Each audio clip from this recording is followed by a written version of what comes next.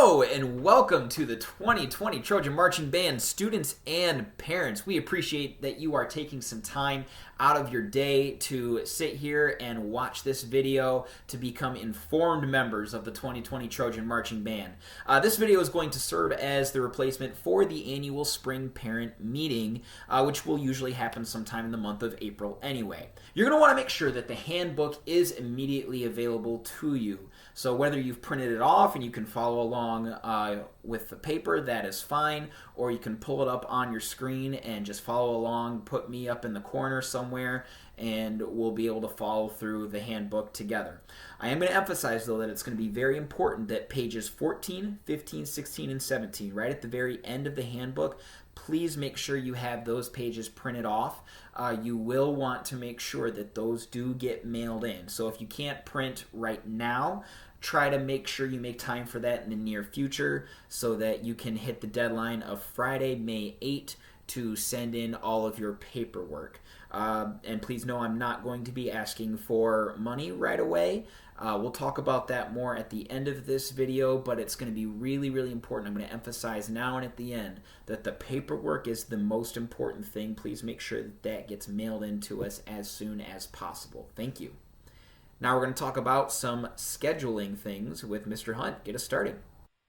Hello, everybody. In the next portion of this meeting, we're going to be covering a lot of dates and times, so I think it would be best if you had your calendar, either like a planner or something, or your phone in front of you, so when these dates do kind of come along, you can stop the video and kind of plug all of those in. That is my biggest suggestion, or simply get the band handbook, which is entitled 2020-21 PCS Band Handbook, and that will also be posted in the comments. But our season tentatively usually begins kind of in a few weeks.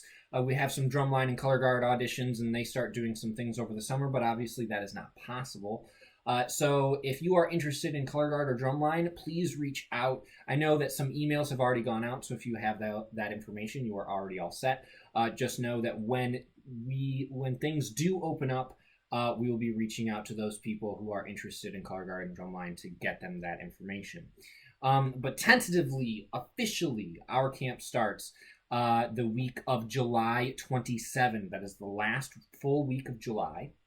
Or actually, no, it's not even a full week of July, but it's the last week of July, and we go, and that is when the color guard and drumline only show up. Just the color guard and drumline. They go Monday through Wednesday, 8 a.m. to 4 p.m., and they get lunches and breaks and snacks throughout then. That part of the camp is run specifically by our drumline and color guard instructors. Mr. Heppenstall and I are on the grounds, but we kind of just let them go. They're the professionals. They do their thing. On Thursday and Friday, the full band will join them that Thursday and that Friday, the 30 and 31st, from 8 to 4. And we'll still kind of be working separately, but this is a time for us to kind of shake the rust off from the summer, especially this past summer and spring, get to know each other more, and just kind of lay the groundwork for how the rest of the camp is going to go, which will happen that following week. But again, that camp runs between that pre-camp, we call it pre-camp, runs between July 27 and 31st. Color guard and drumline, Monday through Wednesday, 8 to 4. Then everybody in the band, color guard and drumline included, join us, or the band joins them on that Thursday and Friday. So now on to band camp. The following week, the week of August 3rd through the 7th, is our full week of band camp where everybody is there the entire week. Now, this week is not like the previous week. There are a little bit of differences. So here we go. I believe band camp is the most important week and pivotal to the success of the entire season. So please try to get these into your books as accurately as possible so we can get any conflicts taken care of. Let's see. Like I said, the camp is between August 3rd and 7. Monday, Tuesday, Wednesday, Thursday, Friday. Here's how each of those days are going to look.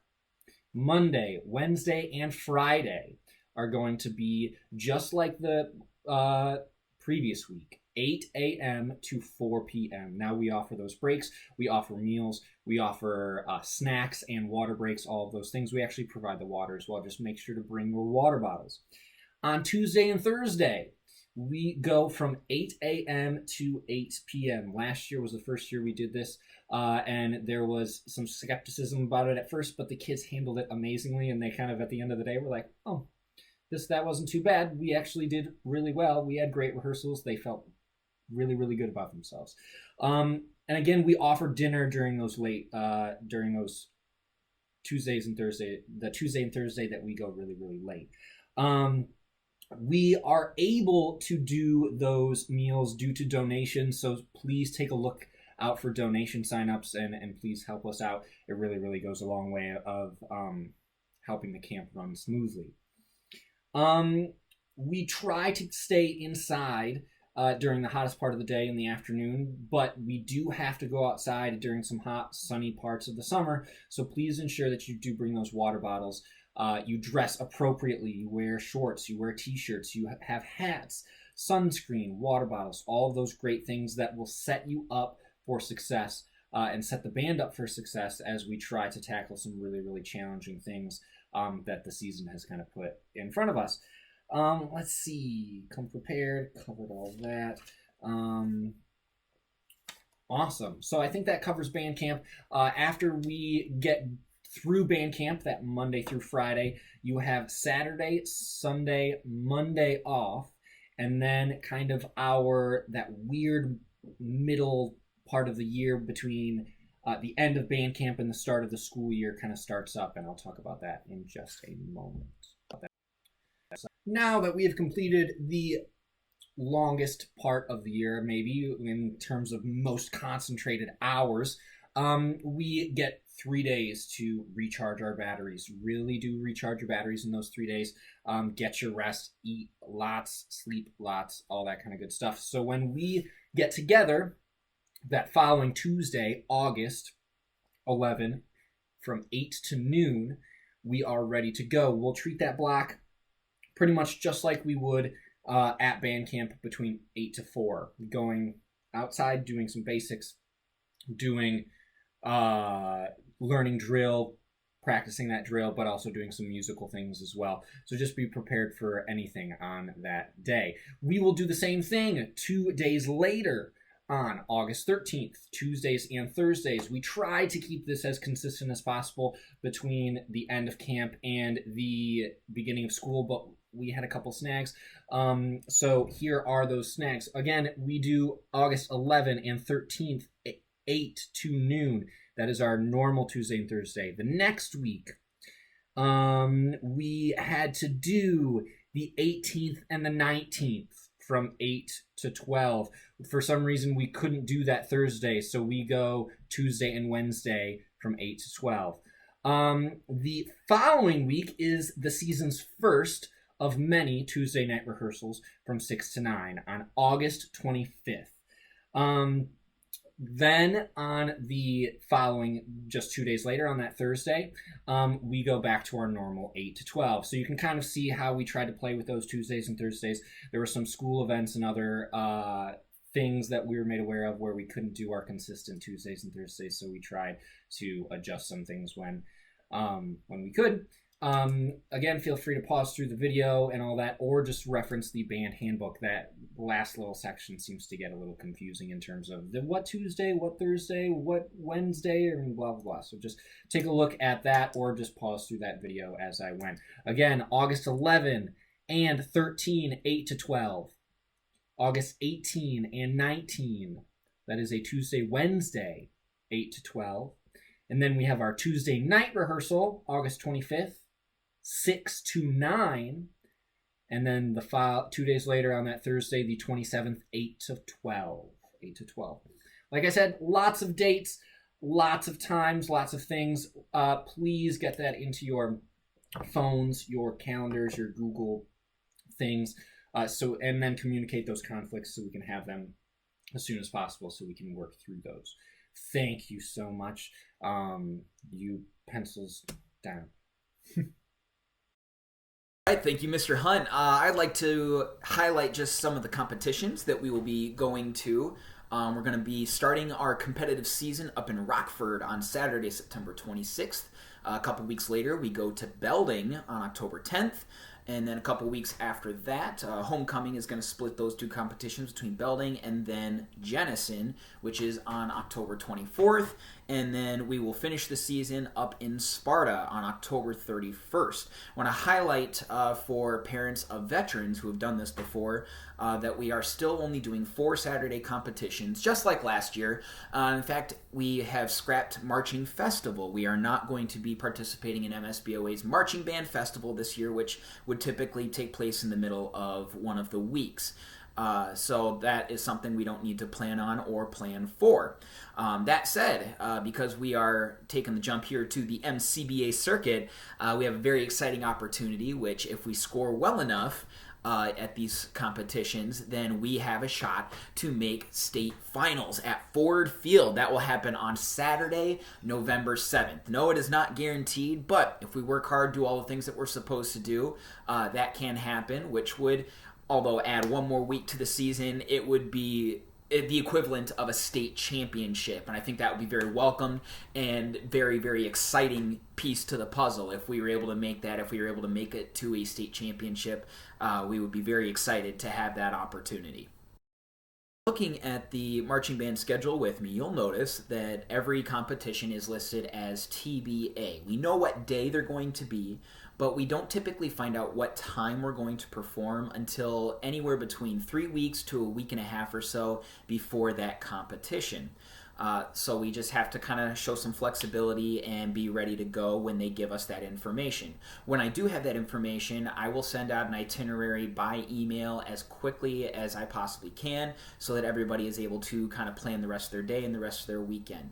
For the parents of new marching band students, you can typically plan on us doing some form of a rehearsal on that Saturday of a competition, usually about an hour, maybe an hour and a half, but certainly no longer than that before we leave for that competition. As we start to wrap up the schedule portion of the handbook, just look towards the bottom. You'll notice that Memorial Day is on there. It's a wonderful service that our marching band is asked year after year to provide for our community, and we are proud to do that. But I also know that Memorial Day weekend is a popular weekend for vacations, and I would still love for all of you to be able to take your trips and your vacations over Memorial Day weekend. I do that as well. I just ask that you're please planning to have your student back in Plainwell by Monday morning so that we can participate in that parade. We'd be in a lot of trouble if we showed up and the entire drum line or the entire trumpet section were still on vacation, or if any of those sections had reduced numbers, we would not be able to be successful or do our community the service that they deserve on that solemn occasion. So please try to plan for Memorial Day Parade for 9th through 11th graders. It is part of your grade book that you are there. So please make proper plans. And then check out the next couple of pages. You'll see the concert season schedule. I'll leave it to you to check your calendars and make sure that all of those dates are good for your family. Please plug all of these dates into your family calendar and get things planned out as far in advance as possible. I will really appreciate that, and so will the band team, all the other students and yours. All right, so now that we've kind of gotten through camp and we're starting up school, how do we get our grade? For the most part, it revolves around daily participation. You show up, you walk through the band room, you have what you need in order to have success and participate in the learning process with us. You're going to get 10 points, 10 out of 10 for the day.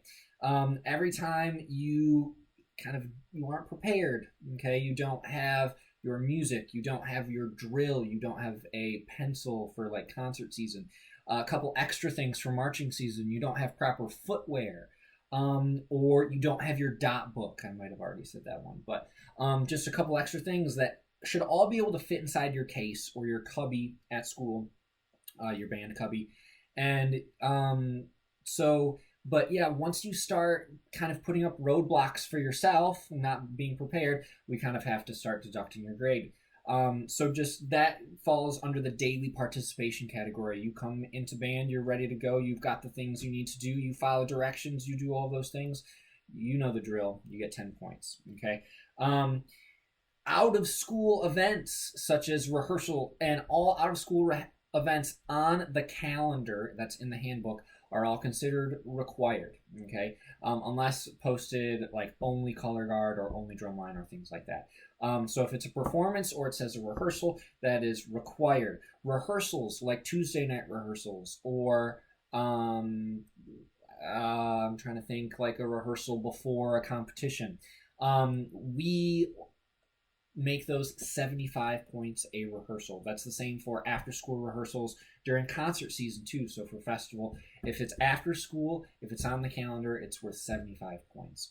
The next big thing is performances. Performances are required. Mr. Heppenstall kinds of outlines the required judged performances for marching band, and then there's the one that's festival season for high school symphonic band and wind ensemble. Those are judged performances. But all performances are considered 125 points. That includes parades and football games. So parades, football games, competitions, regular Spectrum concert, spring concert, festival concert, all 125 points. So if you're just showing up to those things, doing what you need to do, and you have what you need to have, should be knocking the socks off of band. The next part of the handbook talks about memorization. I know if you're a new marching band student, this seems like it would be kind of a scary thing. I want to set your mind at ease right now. I promise it's not going to be scary or really very difficult, provided that you are doing the practicing and contributing to the team the way that you're supposed to. Your section leaders, drum majors, myself, Mr. Hunt, all of your instructors, we're going to give you a lot of strategies to use in your practice time to make the memorization process a little bit easier, okay? So I don't want anybody to worry. What works is that Mr. Hunt and I will set some reasonable deadlines for students to have their memorization work done by. And provided that students have been practicing, they should be able to meet the expectations and have music memorized by that certain point in time. All right, moving right along, we get down to page 7, where there's a section of the handbook that talks about excused absences. As you can see, there are a few points there that describe what constitutes an excused absence: weddings, funerals, or a death in the family, medical emergencies, medical appointments, family commitments that are planned before the announcement of the rehearsal and performance schedule. We have a section later on that we'll talk about with athletics, and also if there's an observation or celebration of a bona fide religious holiday.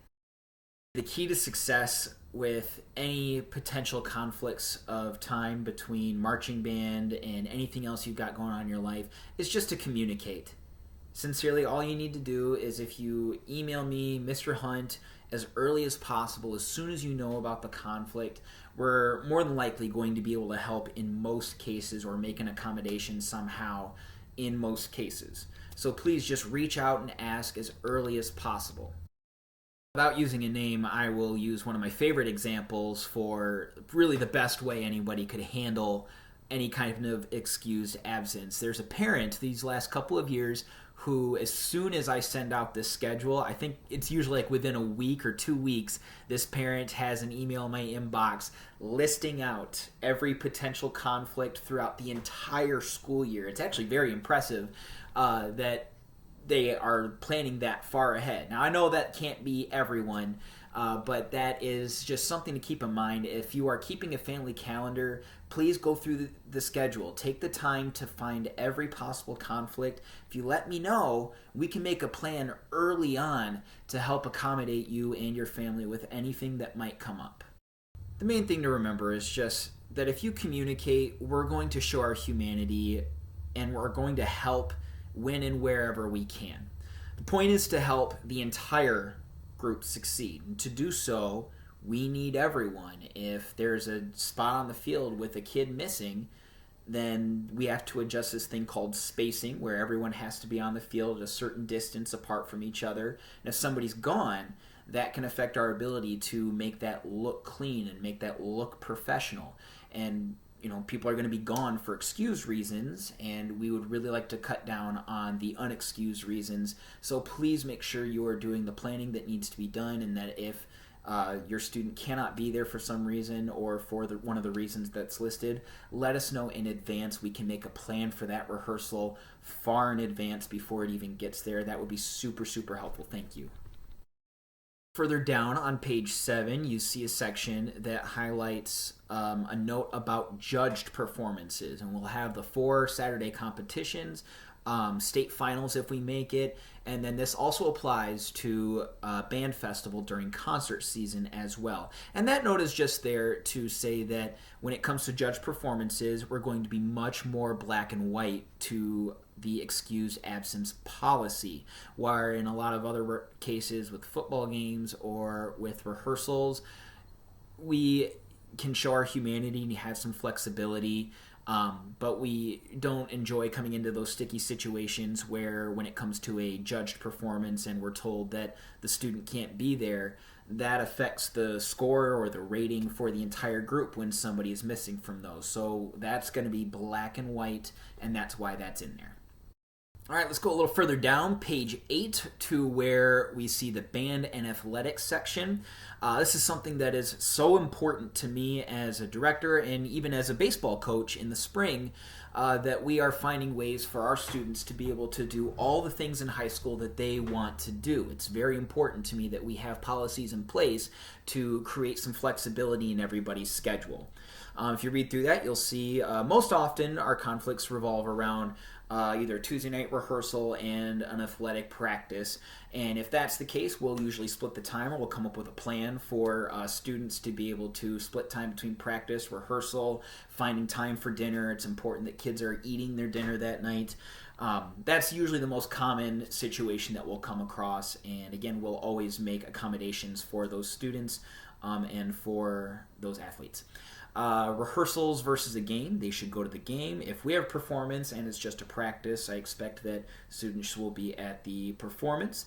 Now this one's real important if there's a performance and a game happening at the same time. And I would say this probably happens half a dozen times a year, maybe 6 or 7 times with different things between concert season and marching season. When that does happen, please inform me and please inform the coach early in the season. That would be ideal, okay? If we know about it, more than a month in advance, that coach and or myself will be able to plan for that performance or for that game to be without a student if there's a direct conflict. The first thing that we'll always try to do is try to make both happen. If the kid can be at the game and the performance, we're going to find a way to go with that option first, okay? So the key is communicating with me, and the key is communicating with the coach as well. Don't inform one or the other. Let us, as the coach and the director, decide where the priority should lie for that student. We will help make the decision that's best for that team and for the band. Thank you. All right, so I did forget one grading thing, and I think it happens to be the only thing that we ask you guys to do outside of band, and that is practicing. Just like in any other previous year, we want you to fill out practice logs, and practice logs require a parent signature. If it does not have a parent signature, then you will not receive any credit. And we will turn those in once school starts. We don't need to hand in practice logs before that weird middle ground between band camp and before school starts. So only once school starts, hand in practice logs. The one big difference between middle school and high school is that we require 1 more hour of practice a day. You guys are becoming older musicians. You need more time on the instrument. So much like as you would become a runner in middle school, you'd run a mile or for long distance. As you get into high school, you run longer distances. So we just have to practice a little bit more each week.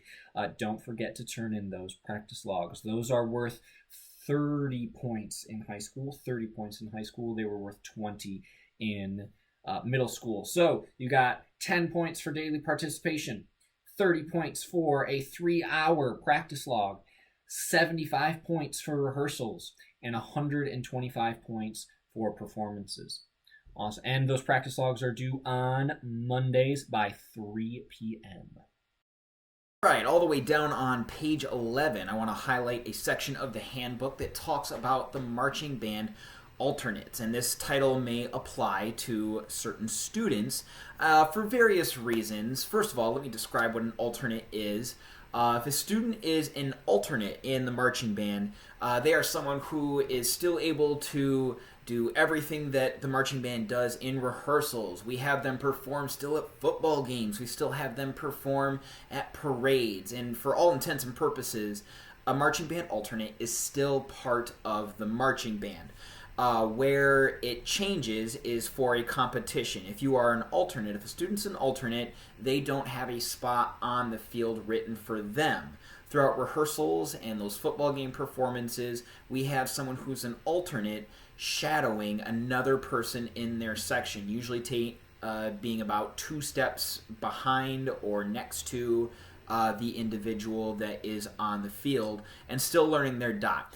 And the advantage to this is to give them still an experience in marching band, giving them a chance to grow through the process and learn what it takes to do marching band. So more often than not, this title does apply to first-year students who, for one reason or another, have chosen or are chosen by Mr. Hunt and myself to have and take on that role. So we might be wondering, why would a student end up in the role of a marching band alternate? And there are a couple of reasons. And first and foremost, it's so important to emphasize that our band program is all about doing what helps every student find success. And so in some cases, we know that a student has communicated well enough in advance that they have several Saturday commitments, and they know that on several of our competition Saturdays that they would not be able to be there due to another commitment that they've already made. So in order to give this student a marching band experience and still allow this student to be able to experience the rest of the school year and do concert band, that student might need to take on the status of an alternate for the season so that they can still be involved in marching band, do everything else that we want to do as a group and as a team, but without the pressure and the stress of having to make several commitments on a Saturday work. So that's one reason. Another one just might be to help that student be successful in marching band. Maybe for one reason or another, there are some concerns from the student that they might not be able to get all of their music memorized, or they're going to struggle a lot with the drill and moving their feet in time. And that, being an alternate, takes the stress and the pressure of having to be as perfect as possible off of that student, so that they're not going to negatively affect the marching band in competitions. So that might be another reason that a student might want to go the route of being an alternate. So in the spirit of making sure that our entire group of students that are in marching band experience the success that they work for and deserve, it's going to be really important that all the paperwork that we have for you on the last several pages of this handbook does get mailed in and does get submitted. If we do not have that paperwork in by the time we start writing the drill in early to mid-June, that student might need to be considered an alternate, because we don't have any documentation or proof that you have seen the handbook, and therefore it becomes difficult to hold everyone accountable. So please, it's really important to get this paperwork turned in. As long as you turn in your paperwork, your student's going to be good to go. We'll have a spot for them on the field, and we'll know that they're going to be there. Now, I know that I already talked about color guard, but I just want to talk about a couple of the requirements that come with kind of prerequisites, if you will, to being involved in color guard. One, you need to be involved in a Plainwell Fine Arts class. Now, that includes quite a lot of classes, but the main two are band and choir. So we could have choir students that aren't in band that participate in marching band, just in choir. The other thing is a dance studio involvement. Those two things, dance and color guard, really go hand in hand. So if you're involved in a dance studio, that could really mean some success for your color guard ness. So even if you aren't in band, choir, but you're in a dance studio, you could still be in color guard. We've had quite a few people over my 3 years I know that kind of just love being in color guard because it's so awesome and we do so well, that they make it work. They make band work in their fall schedule. So if you know someone who would like to do color guard and has that background, let them know. All right, let's talk for just a moment about uniforms. There is a separate document, different from the main handbook, that was emailed out with everything, called the Uniform Handbook. The Uniform Handbook is only 2 pages. I suggest you just pause me for a quick moment and go find that particular document, please. And thank you. And if you'll notice right at the top of it, it's just outlining some overall costs of the uniform. That cost is not for you to pay for. That cost was already paid for by the school and the band booster several years ago. We got these uniforms back in the fall of 2014. They were brand new to us at that point, and they're still surviving quite well. But that's because students take excellent care of these uniforms. They cost $415.25 to put the whole thing together for the wind players and the percussionists. So please, when you have them, take excellent care of them. They will live at school full time, so you'll only put them on just before we perform, either football games or competitions, or when we do the Alvin County Fair Parade, things like that. An awesome parent volunteer will take us through how to put the uniforms on the first time we do that in the fall. Please pay very close attention and respect the uniform. It's just very important that we don't have them end up being crumpled on the ground, mixed up. When you learn like what numbers your jacket is or number that your pants are, try to memorize those numbers, particularly the jackets, as there's going to be a moment where we're going to have to do a quick costume change in the show to pull the jackets off. They're not going to be neat and organized in the haste of putting the show together. Or trying to perform the show, so you're going to want to memorize what that jacket number is, okay? And then for concert season, once marching season is over, we will actually hand out and give you concert uniforms to take home and to keep. So please take excellent care of those. I suggest you find a place for those concert uniforms to live in your home where you're going to remember where they are, where they will be kept in excellent condition so that you can bust those out just for the concerts that we have. All right, let's pop back over to the main handbook again and go ahead and pause me and pull that back up. All right, so as you can see, there's quite a lot of information that we'd like to get out to you, and there, for many people, the best option to do that kind of varies. I know that as a younger person, I really get social media. I use social media, or at least it shows up on my phone when I need it to. Many other people prefer email or hate email or whatever it is under the sea. So we'd like to give options as we go forward. We try to give kids the information themselves. We send them emails, we send you emails, and we give them paper copies, like I said. But Facebook is also another great way to kind of get involved with the information that we have available. And we also have cool pictures and videos and things to kind of remember and kind of timeline the season as it goes by. So if you want to give us a follow, we are just the Plainwell Marching Band, and that's just a Facebook group, a page. You will have to apply to get in, just so we can double check that you're a parent or someone who is involved with the program, so we aren't just spewing all this information out to people who shouldn't have it. We also created this Facebook page opposed to just the Plainwell Band's Facebook page to not flood the Plainwell Band's page in the fall with marching band stuff. A lot of the people who join that Facebook page are middle school parents that don't really have any connection with marching band. So we don't want to just bombard them with all of that. We want to make sure that they are just getting the information that they need. So let's consolidate that into the Plainwell Marching Band Facebook page. Please feel free to join that for information, pictures, videos, and answered questions.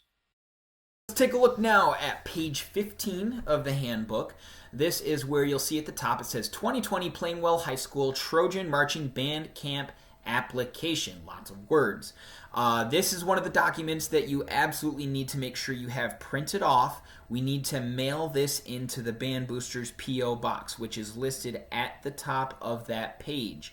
Please fill it out completely. Let's also scroll down to it, and we'll talk a little bit about some of the costs associated. This is where we want to. I want to share with you why a class that your student has signed up for that happens during the school day, why that costs money. That is an absolutely legitimate question to ask, and I know it can sometimes be difficult to comprehend, because should the school be paying for everything that's necessary for the class to function? The short answer is yes.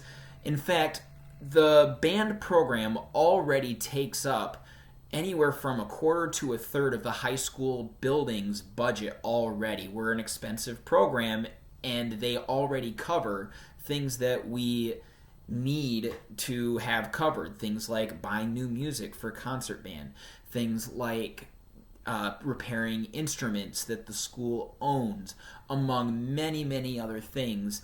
The school provides funding for the bare minimum, what it takes to run a band program. But what bare minimum gives a band program isn't necessarily enough to really help us thrive and provide the best possible experience for you and your students. And that's why we have a Band Boosters organization that's doing more than the bare bones minimum that the school would have to provide, so that our kids, so that our program and all of those kids can have the best possible experience in our program. So as many of you know, the Band Boosters makes their money through a variety of fundraisers that we do throughout the year, the concession stand sales that we do at sporting events, and the Dine to Donate nights, among a number of other things here and there. And I think a lot of people are surprised to find out that that income still does not pay for absolutely everything that our Band Booster budget requires us to cover, particularly when it comes to marching band. And so the band camp fee really just helps to offset that cost. It doesn't even pay for the entire cost of just marching band. It's just offsetting what that entire cost is. Bandcamp fees will usually cover things like the show design, the instructors that come in and teach the kids, more than just myself and Mr. Hunt. They cover food for bandcamp and competitions. They cover the equipment and things that the school is not able to pay for because it's beyond the bare bones, but still things that the kids need to be able to have an awesome experience with our marching band. I do acknowledge that number for the Bandcamp fee does look very high, and I want to recognize that, particularly in these economic times, that can seem like a stressful number, which is why in a few moments we're going to talk about some payment plans and some other ways to potentially make that work. I really don't want anyone to worry about that number or having to pay for everything, especially right now. If you've been affected by the COVID-19 pandemic, or for any other reason you're not sure you can pay for the cost that we are asking for, let me know. Email me and Mr. Hunt. We're going to find a way to work with you. We just want to provide as much flexibility as possible. In a few moments we'll talk about what's on page 18 and all of those payment plans, and give some more details on that. Other fees that we do need, as soon as you are able, once again, the neon shirt that's going to go under the uniform and have a really, really cool effect in the closer. I don't want to spoil or give away too much. Just know that $10 is going to go to a really, really neat moment in the show. $38 for shoes if you need them. Any first-year students that are in percussion or in the horn line definitely need shoes. And then gloves, which is just for the Hornline members, $5 for you guys, okay? Guard, if your student's going to be in color guard, they're going to have their own uniform expenses that will be talked about after auditions happen. We always sell a show shirt, which will be a shirt that's made by a professional company that's got a very cool design on it that reflects the theme of the show. The marching band schedule is always printed on the back of the shirt. They always look outstanding. I know kids like to have them to wear in the hallways on game days. Oftentimes they go under the uniform, although next year when we do competitions, we'll be using the neon shirts. And I know a lot of parents like to wear them in the stands at competitions to represent that they're from Plainwell and that they're supporting their kids and our band. So it's not required, but certainly encouraged. If you would like to buy those are $15 with a couple of extra charges for extra sizes. If you would like to use money from your student account, you can put that below there. And then for those who have a little bit more resources and are more capable, if you are able to donate any extra amount to go towards helping those who might not be able to pay for all of the things that they need for marching band, it's so important to us that no one ever feels like they have to walk away from our program because maybe they can't afford it. Anybody that wants to be with us should be able to be with us. And our community has always been so wonderful at helping each other and supporting each other. And this is one of the ways that we provide an opportunity for you to do that. So if you are capable of donating maybe just a little extra to help another person who might not be able to afford the band camp fee or the neon shirt or their gloves or their shoes, please consider donating something extra. We would sincerely appreciate it. On down to page 17, the medical release form and medical information form. Folks, this one is non-negotiable. I have to have this form for your student to be able to participate in marching band. It is extremely important that you have this form filled out and mailed in to us so that we are able to, in case of an emergency, help your student and have the necessary medical information on file. We take these forms with us to every competition. Everywhere we go off-site, we will have these with us. We hope we never have to use them, of course, but please ensure that you have this filled out. I don't need money right away. I need this form as soon as possible with the rest of the forms. So please make sure you emphasize the medical release form. I have to have it. Thank you. Before we wrap up here, let's talk about how you can make some of these payments. Our first option and our preferred option would be that you just mail in checks with your forms or mail in checks to us at other points before various due dates, with the hope being that in the fall you'll be able to send those checks in with your student to rehearsals. One of the other options that we have been able to make available in the midst of this pandemic, as people are not able to show up in person and pay with a credit card, is you can request an electronic invoice be sent to your email. And that way you can pay with a credit card if that is your preferred option. There are some fees that the Band Boosters is willing to take as a result of having to use the invoice right now, but that's fine. I expect we'll be able to fundraise those fees right back throughout the course of the year. So those are your two options that are available. Check out the Bandcamp application to either request an electronic payment, or you can just choose to send in a check with the forms or send in other various checks at other points as you are able to make payments.